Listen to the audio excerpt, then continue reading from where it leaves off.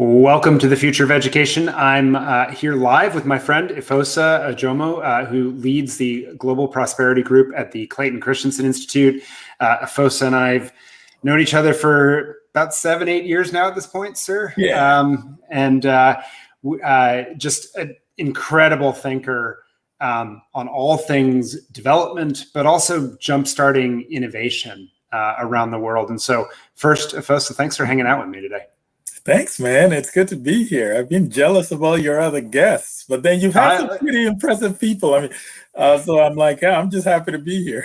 No. We don't have anyone who has over a million TED views on their talk. So man. So now we've got the big guy. But where I want to start, Efosa, is this topic of infrastructure. It's obviously extremely timely right now because the Biden administration is preparing a massive infrastructure bill, but it's something that we've heard about before. Even in the Trump administration, it was a headline. You wrote a super thoughtful piece about what is infrastructure and why does it matter recently. But before we dig in on that piece, I would love to go a different direction, which is obviously you wrote The Prosperity Paradox with Clay Christensen and Karen Dillon. And in that book, you tell your own story about how you essentially started creating wells in Nigeria, where you're from, and how it did not necessarily turn out the way you thought it would in terms of sparking a higher quality of life for the individuals there. So I'd love you just to step back, because wells are clearly infrastructure. And so I'd love you to talk about that story and what you learned from it. Yeah, no, Michael, thank you. And my goodness, it's really good to be here. I think, if we focus on that story, right? I went into a community in 2008, a really poor community, and economically speaking, at least, many people didn't have access to water. And it just hit me in the face. As I was going to the community, I saw some women washing clothes on the banks of a river. I saw kids with buckets on their heads, just walking miles to get water. So we're thinking, right? If any infrastructure project is going to work, it's water. Water is necessary for sustenance of life. It's not something you have to convince people about. You can debate, do we need a bridge?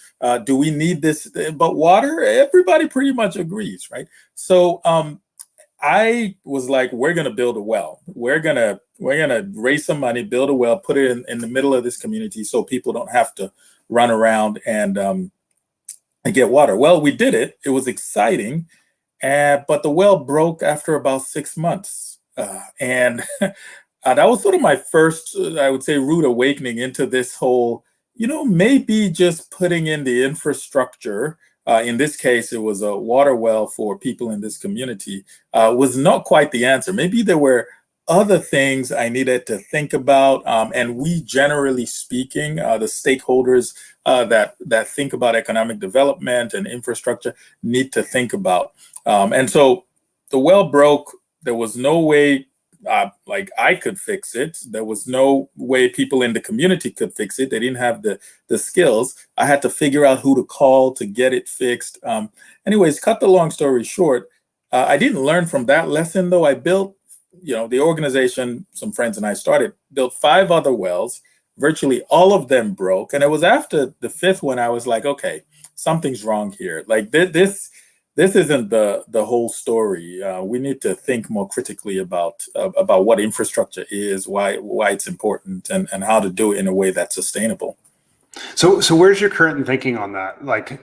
What is the role of infrastructure? So many people let's start in developing world contexts, and we'll move into the US, I guess, later. But starting in that context, so many people, I think, take your attitude that you had. If we just build water access, right? Clean water, who can object to that? But even roads or even institutions, right? If you want to go one step further, schools, right? Absolutely. This is the future of education. That good things just happen. And yet a lot of people then, if we look at the history of development, seem to have the same experience you did, right? The same story in a variety of contexts. It's not sustainable.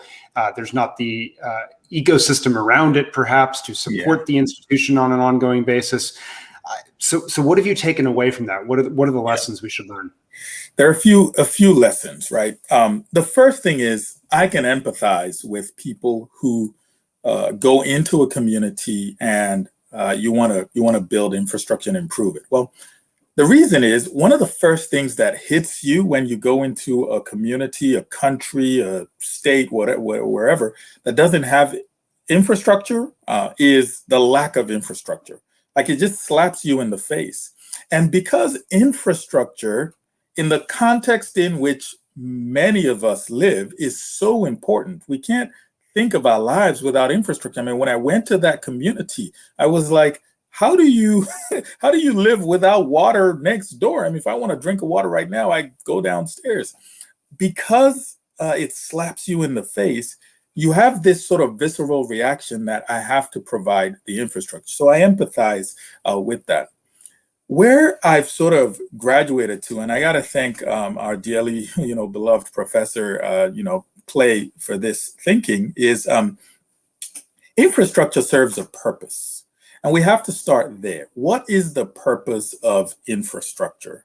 Why, what is it? And when you begin to ask yourself that question, you realize, hold on a second.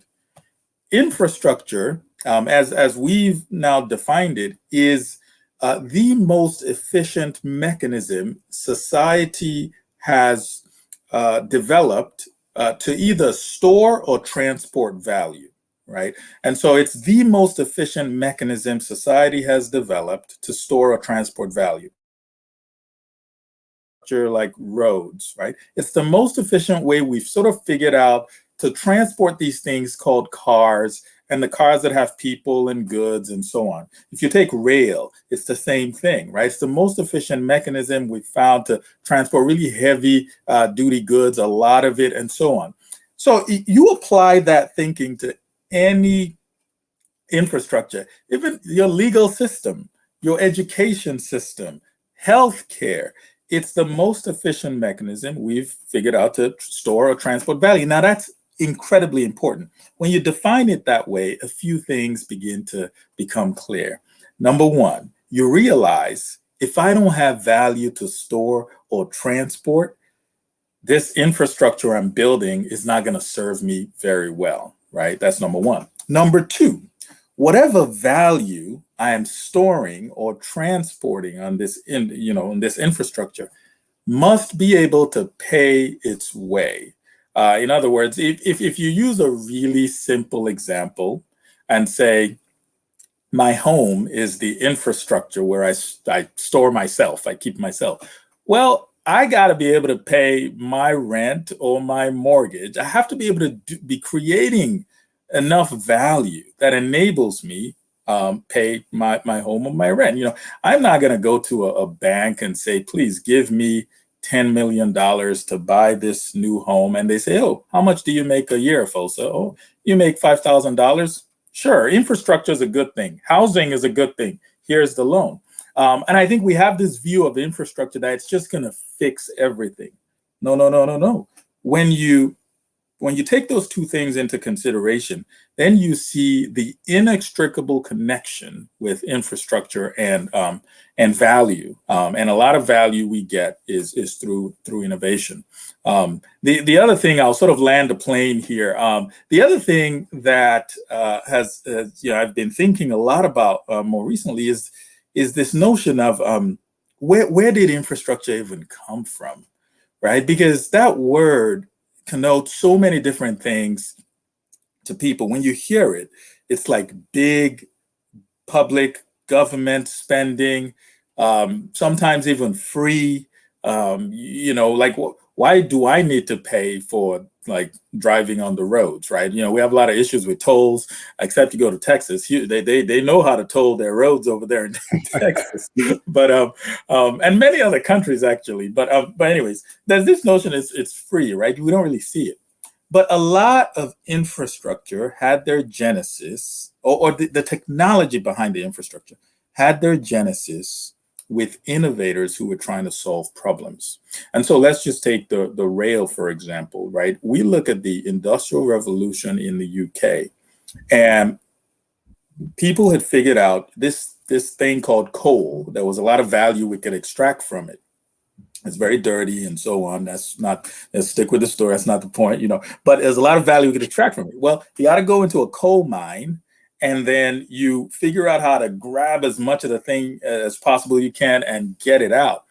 And we're like, look, how can we more efficiently do this? They built rail cars, railways, and put cars on top of them. And very rudimentary in the beginning. And they put the coal, and they were able to get it out more easily. And then they saw, oh, we could do this, above ground and transport thing. And so we have to be very, very clear on what infrastructure is, the connection to innovation and value. Not to say big infrastructure expenditures aren't good, but they don't by themselves fix a society or create prosperity or so on. So you raised a number of fascinating points there, and I'm trying to think through where to go next a little bit, because there's a lot of different avenues we could. One thing I pull out in the immediate term is who pays for the infrastructure, which is to say, at least in the last example you just gave, a lot of the innovators, they realized the only way they could be successful was if they vertically integrated into other parts of the value chain or value system to build what then became infrastructure later on. And so you used, railroads are a great example of that.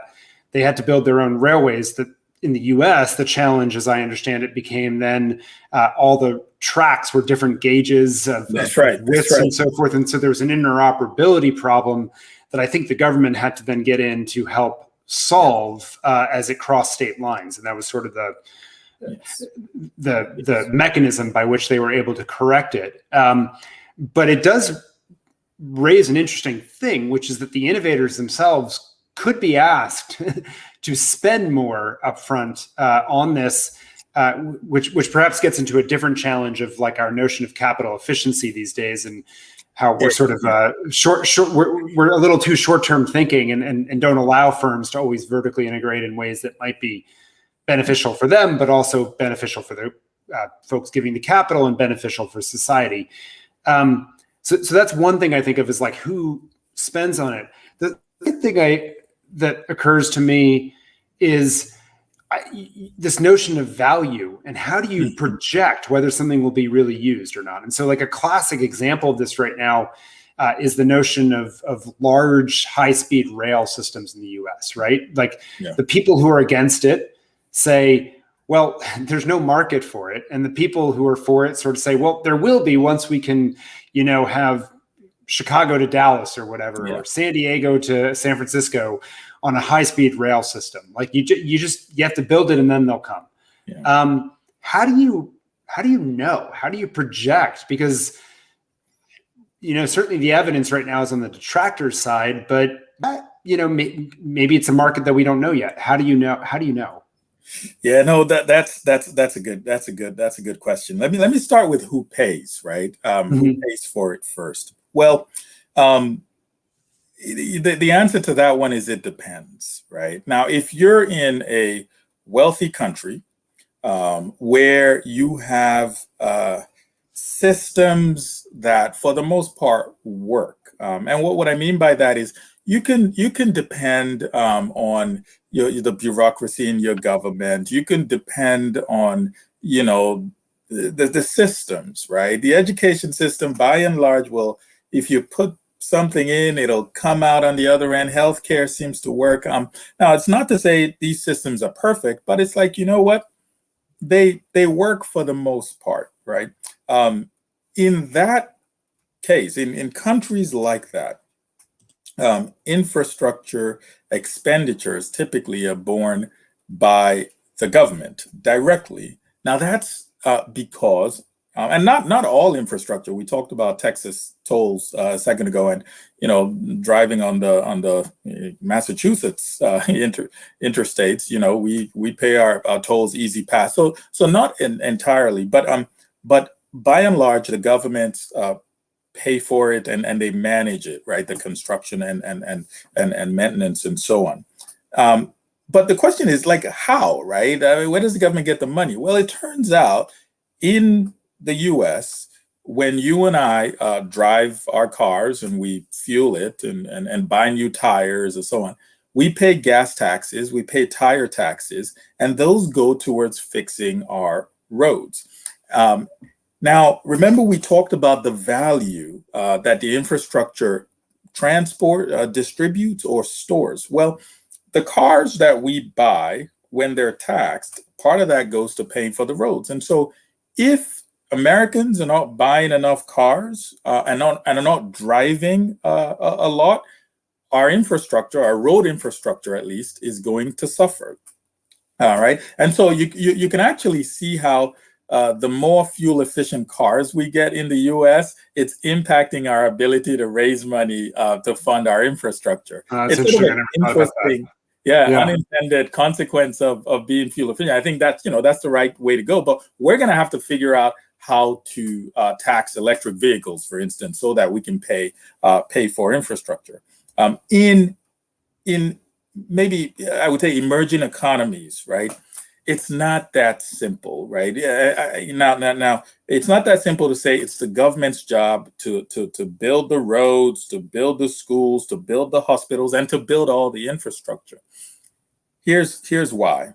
Number one, when today's rich countries were poor, a lot of the infrastructure development did not originate and were not, for the most part, funded by the government. Doesn't mean the government didn't fund some infrastructure, but a majority were not really funded by the government, funded by the private sector, innovators, whatever you want to call them, industrialists, who decided to build many of these infrastructures to move goods and services that could help them, right? So that's one. And so I think there's sort of a mismatch there because the narrative today is, oh, it's the government's job to build this stuff. Look at how they're building it in America, in Sweden, in Norway. Why can't the government in Ghana, Bangladesh, India build it, right? So that's not quite a fair comparison. The second thing I'd like to say is, when you look at how much the United States or a rich country, the average sort of typical rich country, spends per citizen per year, and so it's a simple math, just take their budget, divide it by how many people live in that country, and you get a number, right? The U.S. federal government now, we're not even talking state So government. not even talking states, okay. Yeah, over $20,000 per person per year. The Norwegian government spends over $35,000 per person per year. You go to Finland, they're spending upwards of $25,000 per person per year. Now, that's their budget, right? So they got to spend on defense, healthcare, education, all those things, federal government. When you start to go to, emerging economies, then things start to get interesting. If you take a country like, say, Botswana, one of the richest African countries, really small, it's got diamonds, they're spending roughly $2,500 per year. And the country's got only maybe a couple million people, right? So an order of magnitude less than order of magnitude. The Western. Yeah. You go to my country, Michael, Nigeria. We got a lot of people in Nigeria, over 200 million people. Well, we really don't know how many people we have, but the estimates are roughly 200 million. We're spending $200 per person per year. So 2 orders of magnitude now less. Thank you. Right, $200. Of that, we're spending about $50 to $60 paying our debt or interest, servicing our debt. So when someone says, what is wrong with the Nigerian government? Why can't they, fill in the blank, build infrastructure like America? Why can't they this? Why are they allowing this country, maybe it's China, come in and do this? We have to have realistic conversations, right? That take into account what does the government bring in? How much does it have? And the financial resources that a country has is a proxy for the managerial talent, the technical talent, the sort of level of institutional efficiencies that country has. And that's important because that means if I decide to build a mile of road in Nigeria, chances are it'll cost me way more than if I decide to build a mile of road in the US because of all that's interesting though, right? Because people I suspect listening would think the opposite, that, well, it's lower costs in Nigeria, labor is less expensive. They probably aren't thinking about the raw materials equation, but they might say it's equivalent. So you just said something interesting, which is that the inefficiency means it's going to be more, not less expensive, despite what I think would be the popular narrative around that. Yes, it will be. Now it may come out to be the same amount in absolute terms. Right, but now, so in absolute terms, but now relatively, that's significant. Because we have to think of cost of capital, cost of borrowing.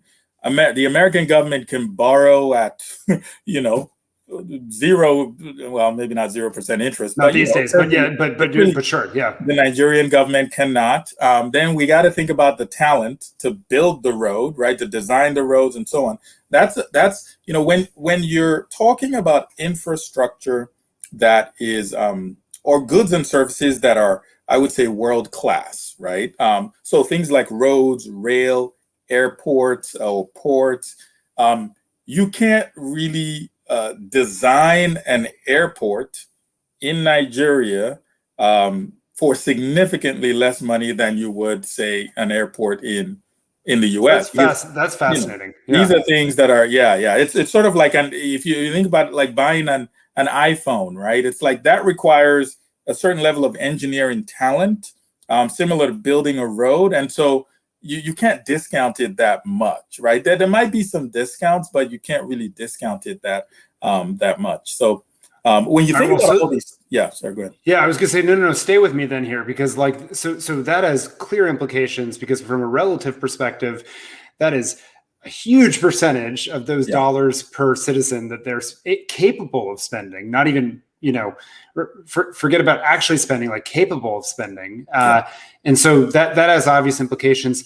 So then where do you choose to place your bets, to the question I was asking about high-speed rail before? Like that airport in Nigeria, not a lot of planes fly. I mean, that's a bad example perhaps, but right, like where do you make those bets where, or do you need data that shows that something is actually there? We know that doesn't work because it's historical looking.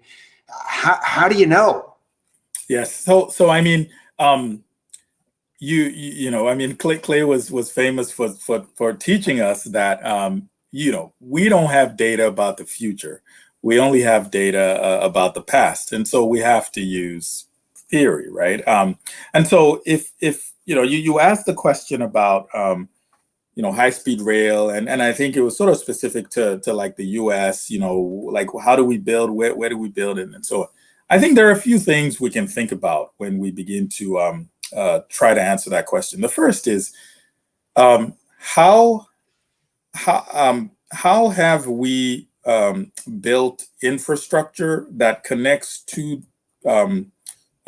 different locations in the past, and what kind of economic activity has that generated, right? So it's not, it's like, at one point, Southwest Airlines, for example, did not exist, and then it starts to exist in I think Houston, Dallas, sort of Texas area. And then we can get to understand, okay, it was a lot cheaper for people to move around this, like Texas. Let's estimate, like, what kinds of economic activity did that generate? What kinds of jobs? What kinds of new businesses, and so on and so forth. So we can estimate there, because the thing about infrastructure is we know certain things. We know how much it's going to cost us, and we know through as an economist out of Oxford, I believe, Ben Flyberg, and he writes about mega projects, and he says, look, infrastructure, and he studies a lot of infrastructure and mega projects in rich countries, right, where they have systems that work. And he says 9 out of 10 of these are going to be over budget, 9 out of 10 are going to be late, and 9 out of 10 are going to under deliver on the economic projections. So we already know that. And so in some ways, to answer your question, the infrastructure, the high-speed rail will most likely underdeliver based on Flyberg's research, right? But for it to underdeliver as little as possible, then we really have to think about what innovations is this thing gonna move, right? So we do the math. Okay, let's estimate it moves 25% more people from here to there. Why? Is this a tourist area? Are there jobs here that it can fill? How much are people going to pay? Like, we can do some of those calculations. Now, there are going to be unintended consequences that happen as a result of new infrastructure rising up. But I think we can do some math to give us an idea before we say high-speed rail is the answer. That's actually interesting, because what you said, I pull out two principles from it. One is the Southwest example. Let's take a small example of where this is working and see if we extract out from it, are the circumstances the same, and what assumptions do we build from it? And obviously Southwest Airlines, you could have used that to say, okay, do we invest in regional airports around the country that create a network of these things, right, in addition to the major hubs? And you would have seen that there's economic value there, and so you might have made that calculation. But then the second thing that you would ask is, what problem are you trying to solve? What's the job to be done, if you will? And if there's already a super efficient means of transporting people back and forth and hard goods perhaps and whatever else, you might say, not so sure it's clear. Sounds great, but maybe it's not actually solving a meaty problem. So I think that helps me. I want to shift to a third area that seems implicit in something you said, which is you gave a super interesting definition of infrastructure. And I'm going to put it back up there. Infrastructure is the most efficient mechanism that we currently have to store or transport value. I think that's important because, as people have noted, like we roads, pipes, sewers, we often think, okay, yeah, sure, that's infrastructure. And in the current conversation right now, a lot of other things are being called infrastructure as well, some of which actually might work based on your definition, and some of which may be a bridge too far, to use a bad analogy. But I think that's but I think this is a helpful way to frame it. I guess what I'm curious about is, a takeaway I'll have from this is it's actually not worth arguing over whether schools are or are not infrastructure. We should apply this test, and sometimes they might be and sometimes they might not be. But I guess the question I would instead ask is, how do we get hedge against betting on a technology or a system that has historically served us well from one that is the future? And I'll say it in this way, I'm on the record on this. Free community college is a big idea right now in the US among certain quarters. Yeah. I've been super skeptical of it for several reasons. One, free college in other countries has not worked well. It's led to disinvestment in the higher ed system, and actually caused their systems to serve fewer people over time because they start to restrict supply. But secondly, community colleges don't get great outcomes today by any metric that we look at. So I'm not quite sure why we're trying to replicate a system that doesn't do well for individuals. And I'm much more interested in next-gen systems like a Duet College in Boston that partners with a competency-based online program. Southern New Hampshire University puts coaching around that. And as best I can tell, the return on investment for learners is 8 to 10 times better than a community college investment, at least.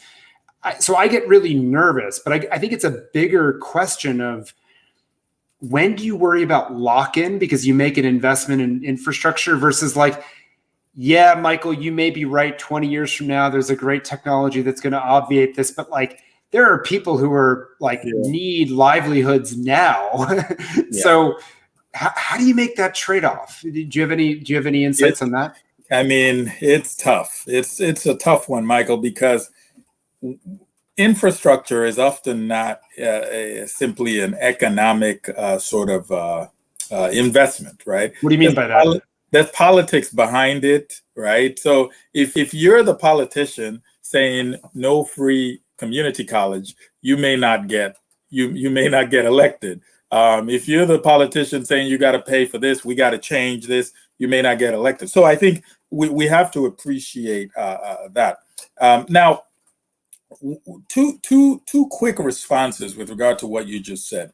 When do you make the shift? The first thing is there is no such thing as free anything. Free community college, free healthcare, free education, universal basic free this. There is no such thing.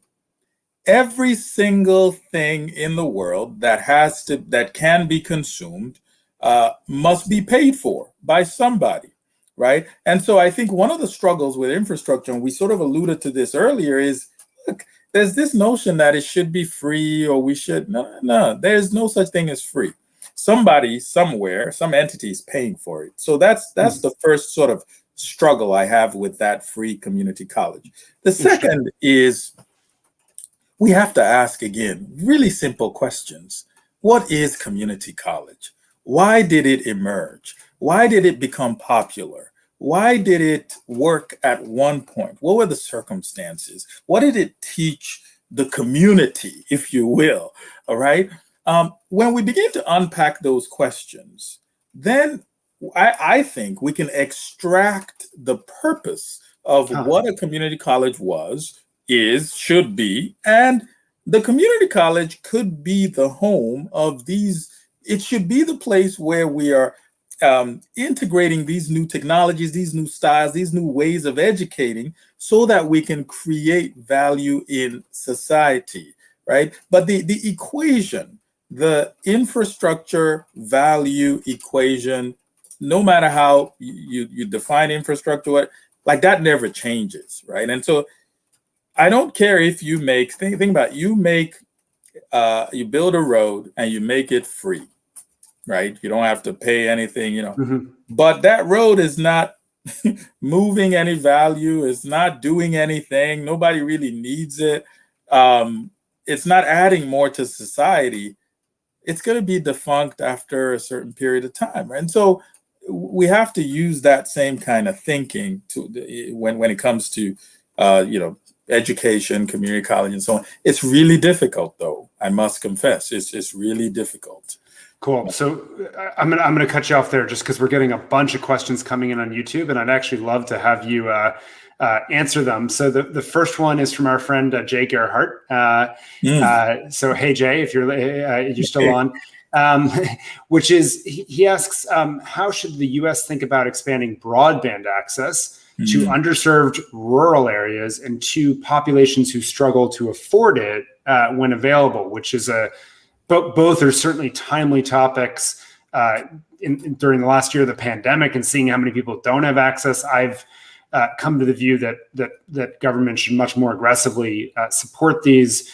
I'm curious your take. The one thing I will quickly offer is I actually think using the framework you've introduced here around value, we could actually make the case that from education perspective, health perspective, you look at the services being delivered over telehealth, online learning, et cetera, that actually the value equation would justify that. And we could do some pretty simple, actually back of the envelope calculations on the savings that will create in other parts of society from having a more educated population, a healthier population with the dollars available to perhaps make that make sense. And we see that the use case is there. So there's not a question of purpose or job to be done is my quick instinct, but where would you go? I agree. I agree with you. I mean, I would answer that question different than I would answer it if somebody in Brazil were asking it, or, this is the richest country in the world by a mile. We are still the powerhouse of innovation globally. There is no reason why the richest country in the world should not have this essential technology available to the average person in this country, in America. So I think in America, in the United States, absolutely, the government should figure out how to fund it. I mean, we spend more on defense than the next 5 to 10 countries combined as defense I think that's still right. So we can provide internet access to the average person, like to rural communities and so on. We should be able to. The second thing on that is there are some private sector companies actually doing some amazing stuff. So Comcast has this program called, I believe it's Internet Essentials, where they provide broadband access to many people who cannot afford it. Now, geography-wise, I don't know if they go into real deep rural areas, but I know low income, they provide access. And they realized, look, providing internet is not enough. We might need to provide like a computer as well, right? We might need to. So there are some programs that do it. But I think to Jay's question, we should be able to do that in America. And to your point, because we live in such a dynamic economy, we have that. We can make that infrastructure innovation value like equation work, right? Like you can have somebody who lives in a tough environment, get access to the internet, study, learn a new skill, and get a job in America, and it can justify that expense. Many other countries you may not be able to, but in the richest country in the world, I think you can. One other thing I'll just say specifically also in Jay's question is the ERate program, which is a tax essentially on our telecom bills that we pay that creates a funding source, has historically been used to fund, say, telephone services and recently broadband in schools specifically. What we are now seeing is that education, we've always known this, but from a policy perspective, education is not limited to the four walls of your school. And so a modernization that allows you, I would argue, to use ERate to get critical broadband infrastructure or connectivity or devices into homes themselves for those who cannot afford it, and in rural areas, seems like something that should be able to be done. There's some great case studies, North Carolina, for example, doing it in rural areas that I'd with schools, and I suspect you could apply that to then extending that same funding source, extending that to individuals. I want to get to our friend Christopher O.H. Williams' question, and obviously we know him, HBS alum, and doing some cool stuff. He says, hear the logic of job to be done, the need to create value, and the economics to justify the investment, all present and clear in the USA. But we also have a political roadblock. How do we overcome that? I'll defer to you on that. How do we overcome that in the U.S.? I think that's the question. The political roadblock. Clay always said the strength of a good theory is in its applicability in sort of other sectors. If you can apply it to other things. I mean, you wrote Disrupting Class with him. Around the same time, he published Innovator's Prescription. We published Prosperity Paradox. He published Seeing What's Next. And he took these theories and applied it to just different sectors and technologies and so on. So, Chris, I would say, what do the theories have to say about the politics of it? What is the job to be done of a politician, right? We know a job to be done has a social, functional, and emotional component to it. And we just have to be realistic. Now, I'm not going to criticize or moralize somebody's job to be done. If a politician's job to be done is, I want to just keep getting reelected and I want to block everything you do. I mean, if we look at the way politics is in America now, we realize some things that the Republicans liked. The minute a Democrat says, "Hey, can we do that?" It's a problem. All of a sudden, it's toxic, right? If we understand that, then that has to impact how we approach these issues, right? So maybe I don't. My politics words are not great. Maybe I don't create. I think where you're going and it resonates is a smart thing, which is, and frankly, we don't see enough of this these days, in my judgment, which is politicians deflecting attention where it gets someone else something that allows them to do something. I'm reading a biography right now of President Eisenhower's time in the White House, Ike, by Evan Thomas, and the chapter I'm on right now is civil rights. Ike and civil rights. And there's a popular perception that Ike didn't do nearly enough for civil rights. Some of that I think is justified, and some of that Evan Thomas makes the argument is actually completely unjustified. Just that Ike was really good at giving people like LBJ credit for things that he in fact pushed. And I don't know that that's something that would be as likely to happen in this day and age with that sort of my side, your side. But I think you're pointing to, if you can read the dynamics of the electorate, if you can understand how it fits into their job to be done, not just from a functional perspective, but from a social and emotional perspective, you can fit these things in a little bit more neatly, perhaps, than the nuance that we have today. Last set of questions, just because I want to be sensitive to time, and you and I do this and we go for like hours. So but I want to be sensitive. So Carrie Connor asks a couple questions. One, I hear you on equity limits, but considering, and I'm going to screw this up, but PREP,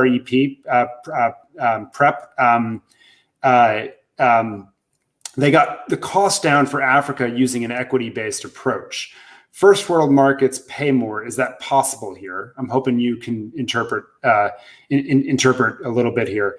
And then the second sort of follow-up question is, or a Goodyear tire decreases in cost with every tire produced, could Africa get the 3.0 version if the 7.0 version road is not much better to build quickly? Can you do that? Does that make sense? Just repeat one more time, and it might make sense.